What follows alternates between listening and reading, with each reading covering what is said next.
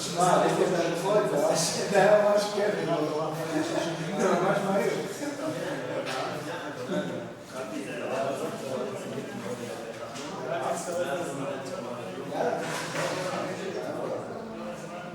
זהו, כשאין לי ואלכס לא טוב, אבל הקבוצה שלי באה לנו לבוא, חשבתי כבר לא נעשה פגישת קבוצה, אני רק אני זה יכול להיות נחמד. ואני...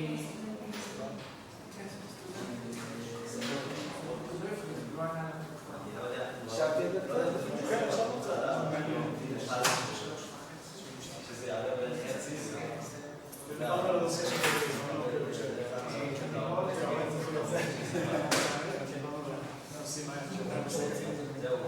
צריך להגדיש את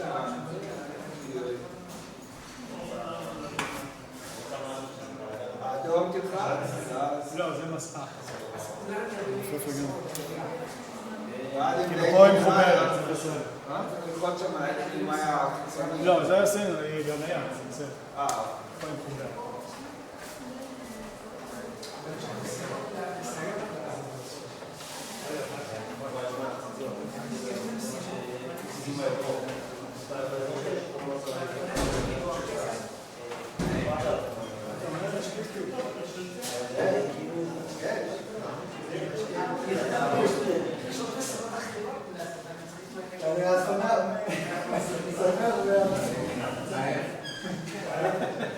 אני בשלב שהמערכות מתחילות לקרוץ אחת אחת. כל 3 שעות, אם אני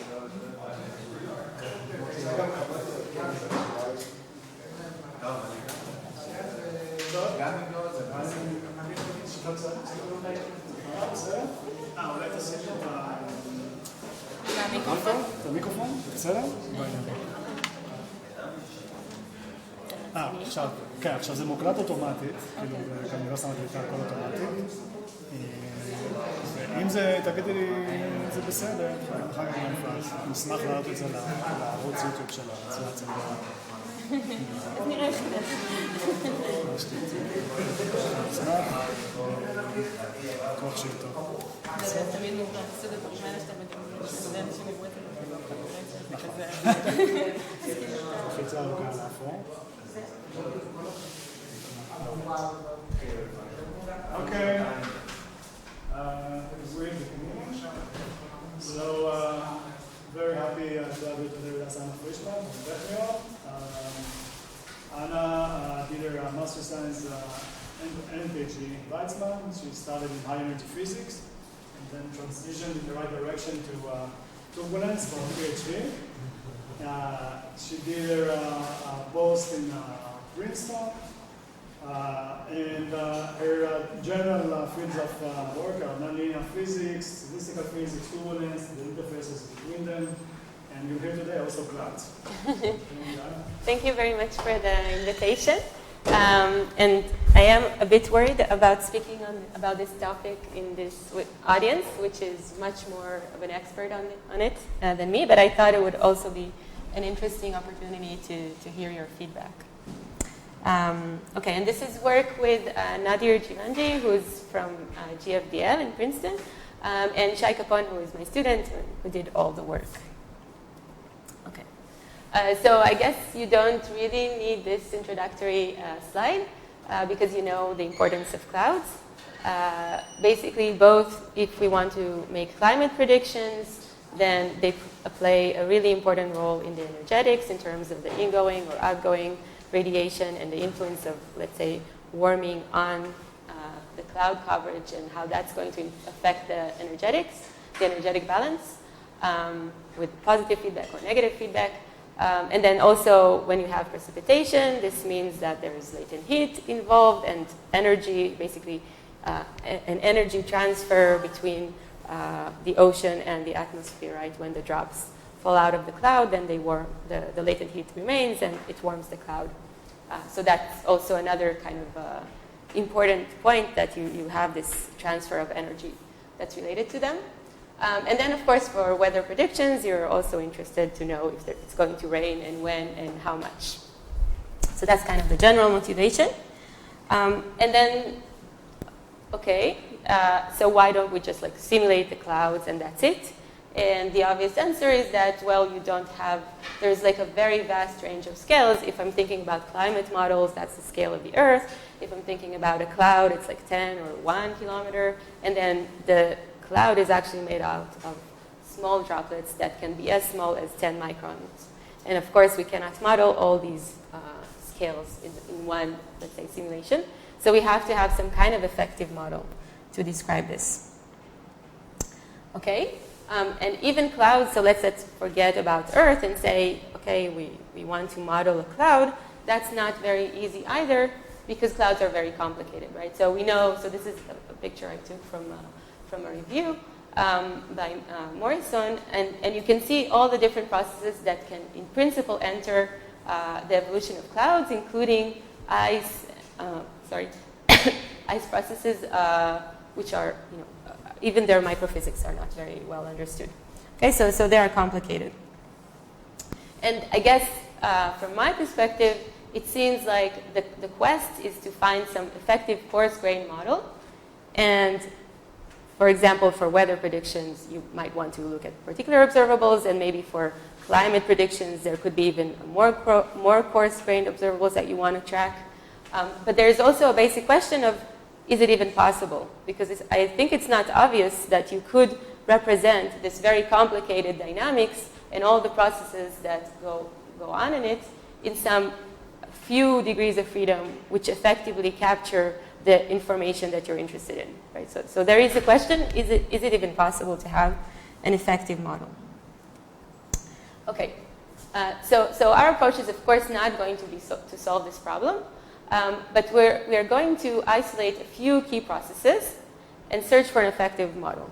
So the idea is that we're not going to consider, for example, all the range of the processes that exist. We're going to focus, for example, on warm clouds. Okay, so we're going to forget about ice.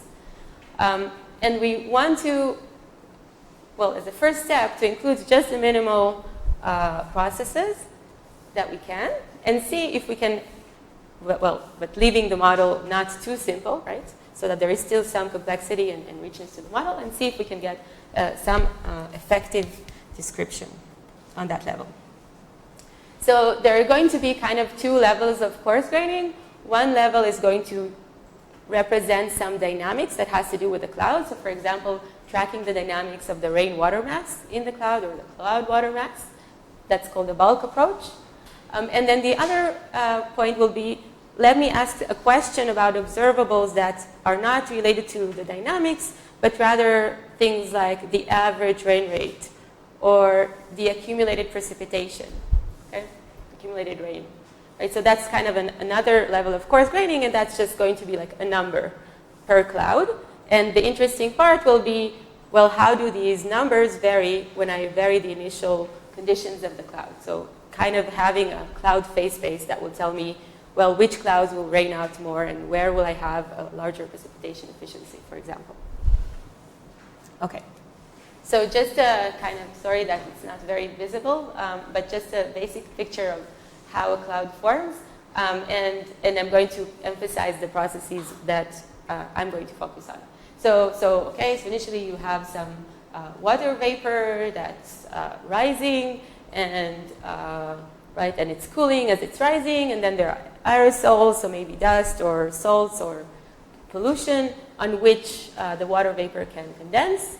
And then this grows, right? These small droplets grow and become cloud droplets, and these are the white clouds that are visible. But if the conditions are right, then you're also going to form larger raindrops, and those larger raindrops are going to collide and coalesce with the small droplets and eventually grow enough to rain down. And the thing that I'm going to focus on is basically when I already have a small population of raindrops, or like a very small population of raindrops, and they are capturing the smaller drops and forming rain. So sort of this range, which is admittedly the easier one. And I should say that there is still a vast scale separation between what I call the small droplets, which are of sizes of, let's say, 10 microns, and what I call raindrops, which can range from, let's say, 40 microns to 1 millimeter when it already rains. And please feel free to ask questions or comments. Obvious that this is the crucial step? No. Modern clouds No. and precipitation? No. It's, so I would say more than that. I think this step is obviously very crucial to determine if even the cloud can rain. So it's clear that you need to know, I mean, this is related to the fact that not every cloud will be able to form rain. And precipitation efficiency, as you are hinting, will depend very much on what happened here. But if I want to model what happened here, then I kind of need to know a lot more about the environment. I need to know more about the, what's the flow around, what happens to the vapor. I need to model many additional things. And I agree that, yes, this is important. But as a first step, just for modeling, I want to focus on these processes, which I should say, if you do have a small cloud, if you have a cloud which will eventually develop rain, then these steps will occur, right? That's like, you will have a step where there are larger raindrops that will capture the small ones, and that's how it will rain out. That's the way that it will happen. So if you focus on that step, then at least that step, you could say, okay, that's the easy step, but if you can model that, then at least you have some picture of how to think about that step.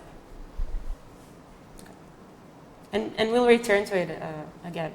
So the processes that I'm going to model are collision coalescence between drops. So it's going to be collision coalescence between any types of drops, right? So small ones with small ones and large ones with small ones. And the other one is sedimentation of the drops. So these are the processes that I'm going to model. And the way that you usually approach the modeling of a cloud, if you really want to model the microphysics and what's going on in the cloud, you model the dynamics of, so you think of it as a distribution of droplets. So again, I'm not modeling the vapor, I'm only modeling the water content. So I have a distribution of drop sizes within the cloud, which is called N of nu. So N of nu, d nu is the number of drops in a particular range of volumes, okay? And that's the cloud for me, okay? It's just a collection of drops of different sizes. And this collection of drops, it has some dynamics. So the dynamics that I'm modeling is that of collision and coalescence. So if I have a drop of a particular size, there are two things that can happen to it. So one thing is that or if I want to look at the change of the number of drops with a particular size, then it can either have a source where two drops which are smaller than it coalesce and give me a drop of this size, or it can collide with a different drop of a different size, become of a different size, and that would be this sink term. Okay, so this is what's written here. This is called the Smolkovsky equation. Okay. And what we are going to, since we are mainly interested in the sort of, as I said, we don't really represent very well the initial steps where the small drops collide with each other and generate the larger drops. We're going to just use the gravitational kernel, and we're not really going to include effects of turbulence, for example, okay? Because we are going to, well, I'll say it in a minute. So this kernel, okay, so the important part in this equation is that there is a rate with which each process is occurring. So this is this h, okay? And this rate, so you see that the change is proportional to the number of drops in the particular sizes, but the proportionality constant gives us the rate per number. And this rate, in the case that I'm going to use, is just related to the cross-section of a drop that's falling through the cloud to capture another drop. Okay, so it's related to the difference between their terminal speeds. So each drop has its own terminal speed that's related to its size and the cross-section to capture. And there is an important number that's called, collision efficiency. Yeah. It's called the collision efficiency, and it has to do with aerodynamic effects. So if you have, if you have a drop falling, it's not clear, right? The smaller drop can avoid there is aerodynamic interactions between them, and it's not that like this one is following some flow field, so there is some probability for the larger drop to capture the smaller one. And that's something that one has to measure or model, and that's not, it's a complicated number, but usually once the big drops are large enough, then it becomes very probable for them to capture the small ones. Okay. So the other thing that we're going to add, which, like I said, is sedimentation. And again, this is a very simple model, so I'm just going to average over the entire length of the cloud. So I'm going to introduce this terminal speed, which is dependent on the size of the drop. And then the rate with which they are falling is related to the length of the cloud, right? So you can think about it as if I integrated over the column of the cloud. And this is just the flux that's coming out of the base of the cloud. Okay, so this is the model that I'm going to use. Okay, I'm going to have a distribution of sizes for the droplets, for the drops. They're going to collision and coalesce, and they're going to fall out of the cloud. Okay. And the what I call a cloud phase space is related to what is the initial condition that I'm assuming. Okay, so the initial condition will describe what kind of cloud I'm thinking about. So there are actually 4 parameters that are going to characterize it. So the first one is the initial liquid water content, right? So that's the total liquid water per cubic meter in the cloud, right? That's of the distribution. There's going to be the initial number of cloud droplets. In my case, again, I'm not modeling the vapor, so I'm not going to have, this is just going to be the initial number of the droplets. And that's it. So there's not going to be like activation and evaporation and things like this. And the cloud length, okay? So for me, the cloud length, what it controls how fast can the drops fall out of the cloud, right? If the cloud is shorter, then they're going to fall out of it faster. So N0 is the number of cloud droplets decreases with time? Yes. So it's a limited reservoir. Yes. Yes. Yes. The idea is that I'm already after the stage when, so what I'm not modeling is the evaporation, which I think could be important, but in terms of the initial condensation, I assume that, okay, the initial condensation already occurred, and now I have the population of the droplets. Okay? And then the fourth parameter is something that defines sort of where in mass does the initial cloud distribution lie. So it's this peak of the mass distribution initially. So it's telling me, right, if I have most of my cloud, my small droplets are at larger radii, actually it will be easier afterwards to accrete them, and if they are at smaller radii, it will be harder. Okay, so that's another parameter which controls the distribution. And what I'm going to assume, I'm just going to take this gamma distribution form, which has these 3 parameters. These 3 parameters can be connected to these 3 parameters, which of course are not independent, so they're not any combination of the 3 parameters you can choose. Okay, and this is a standard thing to choose. The thing to note, which was what I was emphasizing before, is that this distribution does have a tail to sizes that are like 40 micron or 30 microns, and that means that there isn't, like for example, the bottleneck of creation of the small drops. So we are past that. We are able to create the larger drops, and that's just given because of this distribution. Okay, and I'm not modeling what's happening before that. Okay, so I should say what are okay here. So what I'm going to do is I'm going to define 3 observables. And here you can see the ranges of the values, or maybe you can't see, but I can read, the ranges of these 3 parameters that I took, or we took. So the number of condensation nuclei is between 50 and 400. The initial liquid water mass is between 0.5 and 2 grams per meter cubed. And the length of the cloud we took somewhere between 1 and 3 kilometers. Okay, so the first observable that we can, so this is kind of the different symbols correspond to different lengths of cloud, the different sizes correspond to different masses, the colors are the number of droplets, initial droplets, and here it's plotted as a function of this initial radius of the distribution that it's centered around. And okay, again, maybe you can't see it very well, but there's like a spread of, this observable is the lifetime.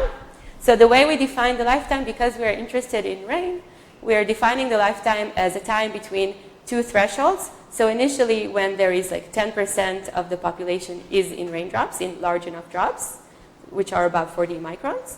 And the final time is when I have like 2% of raindrops that still remain in the cloud. Okay, so this will be the thing that defines my lifetime.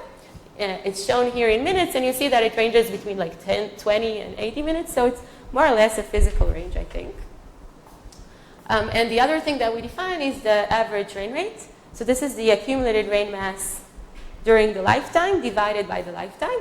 And here, you can see that this is between 2 millimeters per hour and, let's say, 10. So the boundaries are kind of extreme, but okay, we took some extreme values. So it seems roughly to be reasonable. And you see that there is a spread, though, right? And it's not very clear. Like you can find some trends with the liquid water path, but it's not entirely clear to understand, to interpret it. The last observable that I'm going to use is something that is like a precipitation efficiency. So it's the total accumulated rain mass divided by the liquid water path, which is the mass of the water in the cloud times the height of the cloud. Okay, and this is something that's telling you what percentage of the water that was in the cloud rained out. And this looks kind of weird because here you see that almost all of the mass rained out. Okay, it's between 88% and 98% of the mass. So this goes to your question, do you expect to get something reasonable for the precipitation efficiency? And the answer is, well, no. And the reason is exactly what you asked, is that, well, we're not including evaporation and condensation, no kinematics. The whole initial stage that will tell you if you will create this population and how much you will dissipate the initial cloud mass is not there. So it's only relevant after some raindrops form. And also we are not including as well the evaporation once you have the raindrops forming and falling out of the base of the cloud. We're not introducing the evaporation that happens there. Okay. So from that point of view, this is not realistic. And of course, for next steps, we would like to include some kinematic framework and processes like evaporation and condensation. Okay, but nonetheless, we do have this range that we got within this model, and we could ask, can we make sense of it? And what I will hope to convince you is that yes, we can, by defining a parameter, which is there is some mapping between the initial conditions to this parameter mu, and I'll say in a minute what this parameter is. But what you can see is that in the previous plot there was this scatter, and here you can see that we managed to collapse the same data. So here we actually didn't change the y-axis. It was already without any units. The range is very small, so I think this collapse is quite good in terms of this new parameter mu. And what you see here is that we also normalize by some sedimentation time, effective sedimentation time that I'll say in a minute what it is. And again, you see that there is a very nice collapse of the time. And this is basically just the ratio between these two. So you see that here, there's also a very nice collapse of the data. And you can see that there are different symbols and sizes and colors here. So different initial conditions map out to the same parameter, which seems to control the dynamics. Okay, and what I'll try to explain is exactly where this parameter is coming from and what would be a nice way to think about the dynamics that's going on here. So in order to define this parameter, what we had to do is we defined or we inferred a constant sedimentation rate, and I'll explain in a second exactly where and how, or maybe not the how, I don't know if that's interesting, which gives us a sort of an effective sedimentation time, and normalized by L. And we also infer an accretion rate per unit mass, okay? So these are inferred values from the simulation. So there is some mapping from the initial conditions to this effective parameter, and that seems to collapse the data. Okay, so let me try and explain the physics of what's going on here. Okay, so one thing that is very well known in the field is that, so here what you see is this mass distribution as a function of the radius. So initially we start with, most of our drops are with radii of order of 10 micrometers. This is just from a typical simulation. And as time progresses, what happens is that you form some small droplets. This is called autoconversion, this stage. And it's a really important stage, which will not be relevant for us, okay? Because actually there isn't any coupling to the environment during this stage, so that this population doesn't change very much. And it just takes some time to develop this population of raindrops, but after it develops, the dynamics sort of follows in the same way. Okay, so this is this tail that's developing. And then after this tail has developed, then what's happening is that you get this bimodal distribution. And what this bimodal distribution represents is that you have the cloud droplets, and then you have something that's called the raindrops. And because they have very different rates, so once you have some large drops that have formed, it becomes very efficient to capture the smaller drops. And that's why this distribution kind of runs away to larger drops and just captures this one. Okay, so you get this bimodal distribution, and this motivates the idea that goes back to Kessler in 1969 of dividing, or maybe someone even before that, dividing the distribution into two what's called bulk parameters. So one that is just the integral over the mass in the small radii range, and the other is the mass in the larger range. Okay, so one we will call the mass of cloud drops, and the other the mass of raindrops. Okay, and what you can see is that, so initially you develop this rain mass. After you've developed it, here you have a growth of the mass of the raindrops because it's accreting the small drops. But after some time, you see that it starts dropping, and that's not surprising because we also have fallout. Okay, so once the rain mass reaches large enough sizes, then you can have sedimentation, and the raindrop population is depleted. Okay, so that's the processes that occur. Okay, so the first coarse graining kind of, or the main coarse graining that's done, and it's nothing new that we invented, is to think about these two moments and look at their dynamics. Okay, this is called the bulk parameterization. Okay, so represent the dynamics within all this complicated microphysics in terms of just two coarse grain variables, which is the mass of the raindrops and the mass of the cloud drops. Now, if you want to represent more processes, then you need to have more than these two. You need to know to have more moments, but for our purposes, this is actually enough. Okay, so this is the dynamics. The cloud mass decreases, in our case almost to zero because almost all of the cloud mass falls out. And the rain mass, it first increases and then it decreases. Okay. So usually what people do when they model this dynamics, so what we want to do is we want to write effective equations for this MC and MR. And usually what people do is that they assume some kind of distribution for that part of the distribution, for the large drops and for the small drops, and then they use that parameterization to connect different parameters and write the dynamics of these two. So our approach is going to be slightly different. So we're going to model these two different stages differently. So we're going to divide the dynamics in time and treat this stage and this stage differently in our modeling. Okay. And as I said before, for our observables, we actually don't need to model the autoconversion. So the collapse that I showed you before does not depend on this autoconversion. Okay. Stage.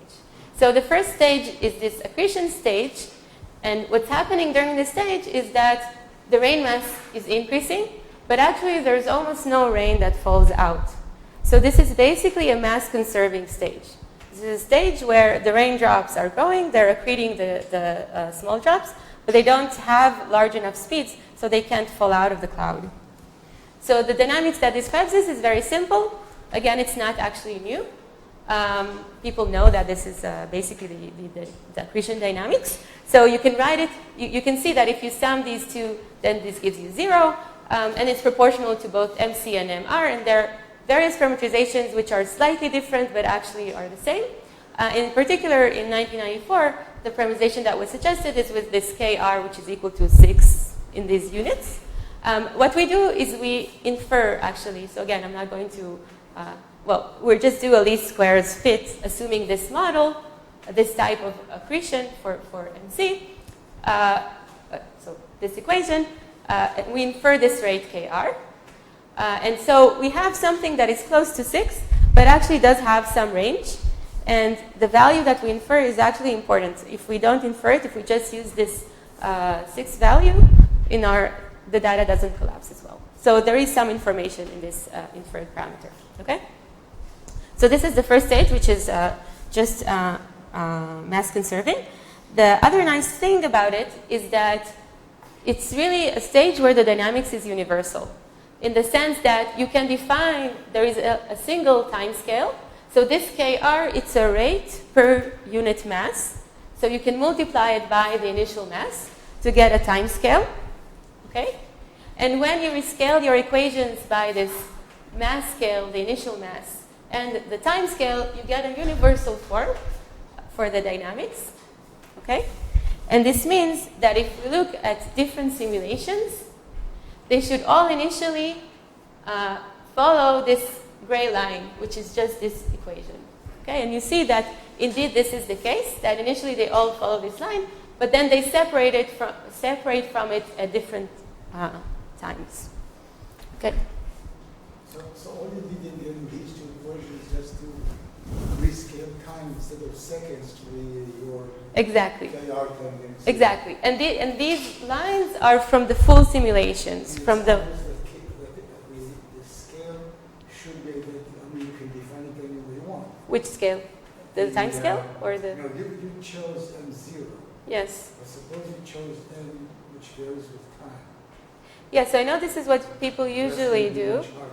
Yeah, exactly. But then I don't know why. I mean, what I want to emphasize is that here, initially I had some mass. From now on, it's just going to decrease. And how much mass I had initially is an important information. But once I include that information, then actually there isn't any other information in the initial conditions except for this KR, which enters this. So the message from this is that for the initial stage, you actually don't care about the details. The only details you care about is the initial mass and this accretion rate, this effective accretion rate. Okay? And if you account for that, then actually all the clouds are actually doing this exactly the same thing. And the thing that's going to change is what I'm going to say in the next slide, which determines where do you leave that mass conserving curve. Okay. So the second stage is when my raindrops have moved far enough so that they can effectively fall out. Now, when does that happen depends on the parameters of the cloud, on how much liquid water content it had, on its length, and things like this. But this we also are modeling in a very simple way. So as before, we had this accretion terms, so we're not changing those. There is still accretion that has the same form. But the thing that we are adding is that we assume, yeah, exactly. But our assumption is that even though, in principle, you see, it's a distribution. Each point on this distribution is falling out with its own rate. But what we are saying that, well, let's assume that the shape is approximately the same, and let's model it by a constant rate of sedimentation. Okay, and again, we infer it. We infer it from this region. So again, by least squares fit to basically to this to the solution of this equation given MR that is known. Okay. What's W? So sorry, I didn't say exactly W. Mass decreases. Yeah, it's in it. No, it's the total fallen mass. Yeah, exactly. It's what rained out basically. Yeah. So you see that we're in a stage where there is some rain that's starting to fall, and then it increases to 1.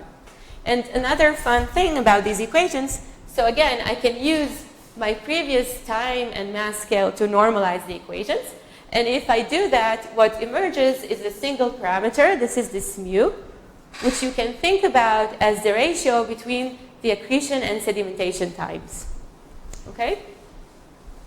And these equations, so I don't know if you've been falling, well, I have not really been falling like COVID kind of things. So it so happens that these dynamics are exactly the dynamics that people write for epidemics. So the cloud population here is the susceptible population, the rain population is the infected one, and the fallen mass is the recovered one. Okay, so this is, so you can think of a cloud as the propagation of an epidemic. Okay.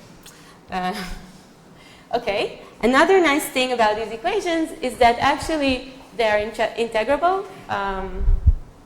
You can write it in a way that you can solve, okay, not analytically, but in terms of an integral, but it also gives a relation between the mass, the cloud mass, and the mass that has fallen out of the cloud. And so you see that there is this exponential relation between the two with the rate which is related to mu, or like the prefactor that's related to 1 over mu. And what I'm showing here is, again, data from simulations, and starting from some point, if this agrees, then you expect it to fall on these straight lines. And again, I'm sorry that maybe you can't really see this very well, but I think that it shows that, again, indeed, it converges to this line. This is, again, from simulations of the microphysics, like the entire distribution. And it seems... Sorry? On a log scale, you can see. No, but I'm showing it on a log scale because it's a straight line. But it's not, I mean, you can see that you would see a deviation here, like, you see, it's a 10 minus 2, so small deviations will be visible here. So I think it does, yeah, I don't think it's just a smearing because of the log. You can see that there are not large variations, or maybe you can't, but sorry about that. Okay, and the other thing you could do is you can just, choose a point and as an initial condition and integrate these equations forward in time and backward in time and see how well they agree with the curves that you observe. And you see that indeed forward in time it's not that bad, and eventually it breaks. And backward in time it works for a while, but then it breaks it as well. Okay, and what this breaking is signifying is that, I'm assuming. So let me maybe say it in this slide.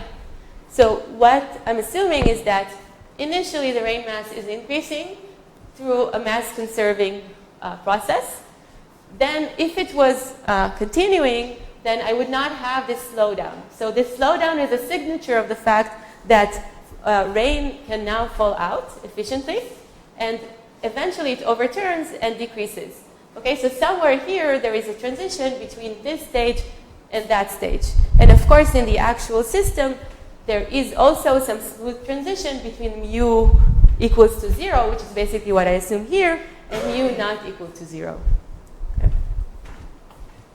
But this is something that we're not actually modeling. Okay? And the other thing that you can see from these two equations is that indeed there is just a single parameter that you expect to control the entire dynamics, whether the mass conserving or the rainfall regime, and this is this mu.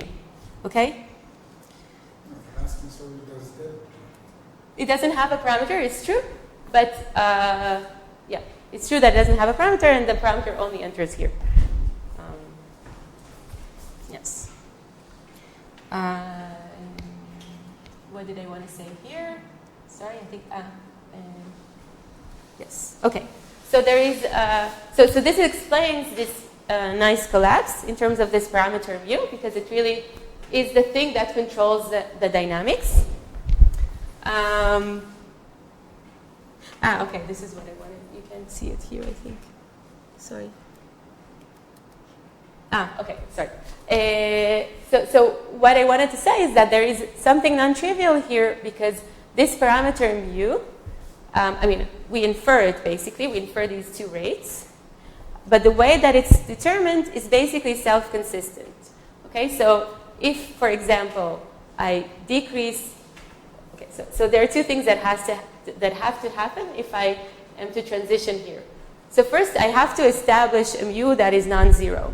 Okay, so this means that the population has to move to a place where it can fall out. And that, for example, if I shorten the cloud, then that distance would be smaller, so that will decrease this velocity. So there is some something that is not, completely trivial in how this, for example, scales with the length of the cloud or the initial mass.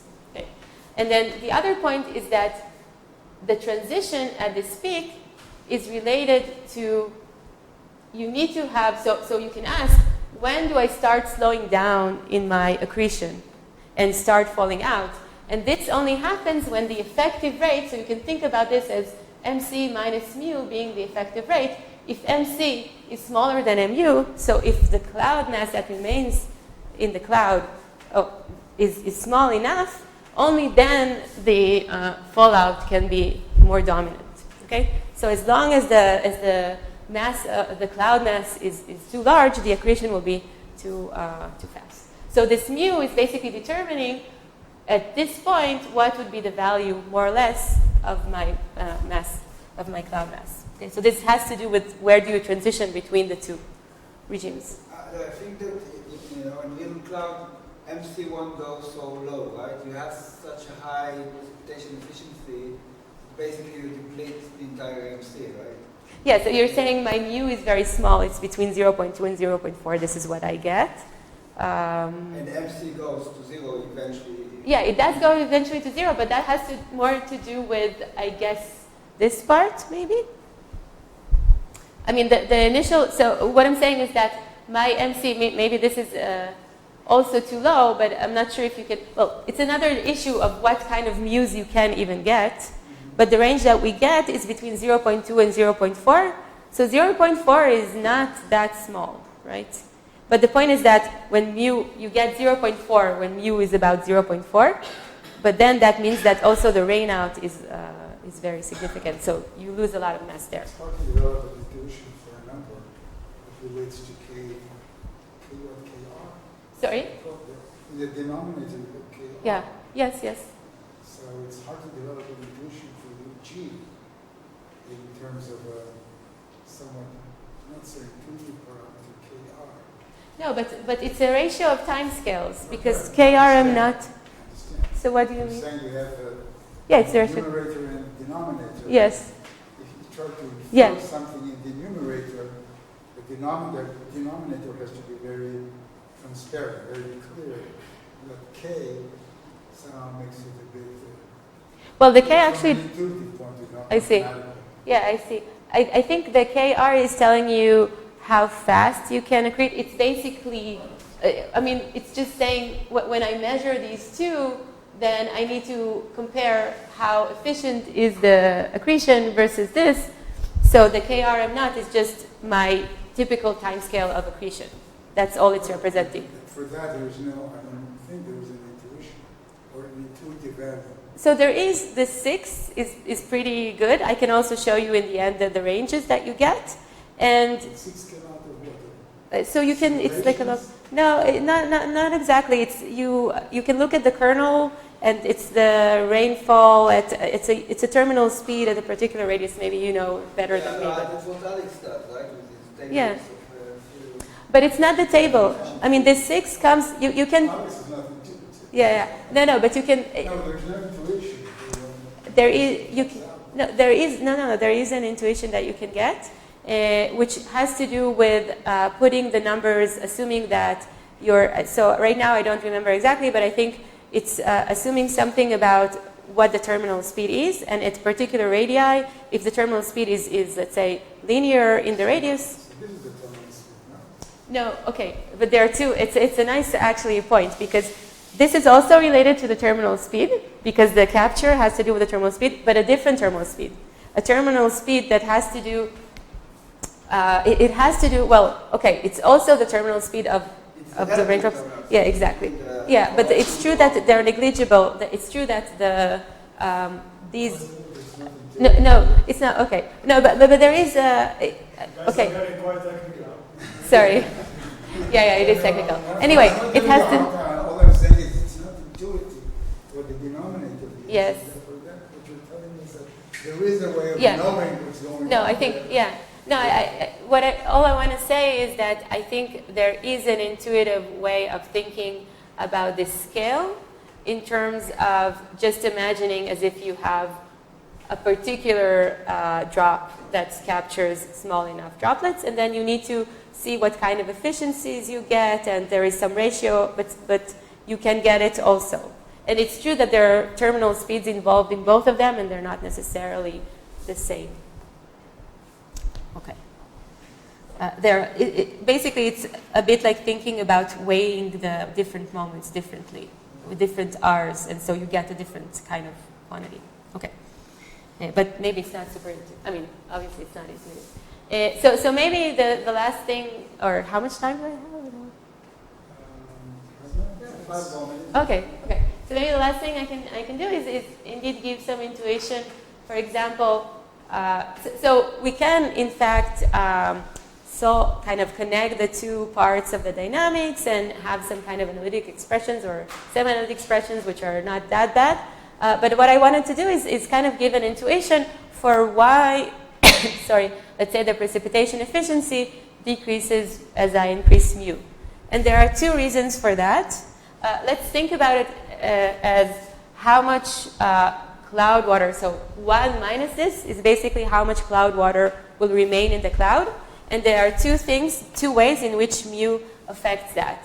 So one way, so this is what I was telling you before, is that one way is that the amount, I can start decreasing the mass, or I can start falling out only once the raindrops have accreted enough cloud mass.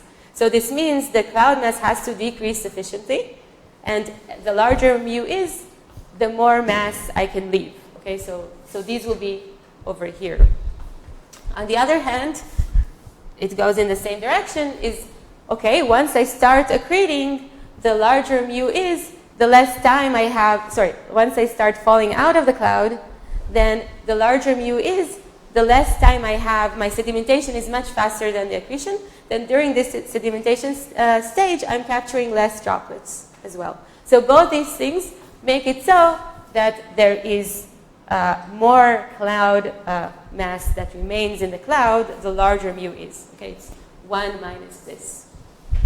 Okay, so that's the intuition. Okay. So. You said 1 minus or 1 over? No, 1 minus this. The y-axis. Yeah, it's 1 minus this. Okay. So what is the take-home message? So you can see it, that's great. So kind of the take-home message that I would like to give is that simple effective dynamics can capture complicated spin microphysics. But of course, the realistic dynamics are much more complicated. Okay? And then I think there is a lesson that you can learn from this, and that is that, you know, when you observe a cloud, there will be a stage where the rain mass will increase and then will decrease. And I think then this picture should apply, even though, you know, there could be additional processes like evaporation of the cloud droplets. But when you see it increasing, then obviously the accretion is dominating things, and you can think about this stage maybe separately. And when it's decreasing, then obviously it's dominated by the sedimentation, and you can think about modeling that part. So, okay. Sorry, I didn't put the summary. Okay, I guess this is the summary. Yeah, this is the take-home message. Okay. So thank you very much for your attention, and sorry this was technical. Thank you very much, Anna. Can I ask another question? So with a student, if possible. Sure. Well, I just try to understand that particular diagram, the take-home message. Yes. To me, what you've worked out is the life cycle of the cloud from when it starts to rain out to when it... Before it starts to rain out, once there are some small droplets in it, there's some raindrops in it. And then there's this cascading, and eventually all of it rains out, and then we're left with nothing in it. Life cycle is approximately 40 minutes. Well, this is just one example. For example. Yeah, and I showed you that there is a range of lifetimes that can be between 20 and 80 minutes. Okay, right. It's just because being from Ireland, when it rains for half a year, easily, probably But not. they're from the same class. Yeah. Oh, not from the same class. After I was the big one upstairs, it was Yeah, and also there are different types of clouds. So there are stratocumulus, which are more like layers of clouds which are constantly raining, even though that's more like a drizzle. And this is more